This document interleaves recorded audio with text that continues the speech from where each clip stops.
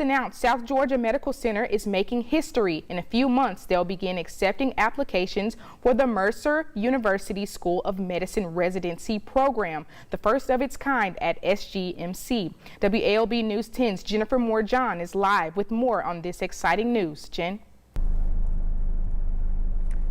This is a milestone for SGMC. They say the program not only benefits the hospital, but also the community as a whole. It's going to be important for several reasons. Number one, as an organization, we are the region's destination for healthcare services that cannot be responsibly provided elsewhere in our region. So we have a lot of training opportunities for these residents. Starting in July, SGMC will begin accepting applications for qualifying Mercer students. Dr. Brian Dawson tells me the goal is to train the students to serve the rural and underserved communities in hopes they will stay after completion. What's going to be important about this for members of our community is that once these physicians come to an area to train and they complete their training there, about 60% of physicians will remain within 100 miles of the place where they completed their residency program.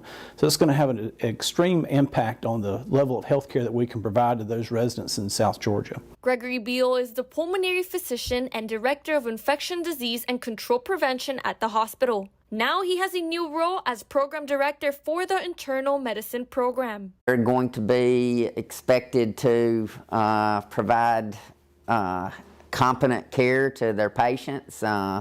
Dr. Beal says students will get exposed to things they learned in medical school but probably never got to actually experience it. He says that there will be 2 programs available, internal medicine and emergency medicine residency. Dr. Beal is looking forward to having a lot of doctors walking around. SGMC will educate 42 residents per year. I think it will be good for the community. I mean, I got here in 1991 and I can tell you that there's not enough primary care in this region to meet the needs of the patients. And I think this will go a long ways towards fulfilling that need that we have in primary care here. Again, they'll begin accepting applications this July and the program will launch next July 2022. In Valdosta, Jennifer Morejon, WALB News 10.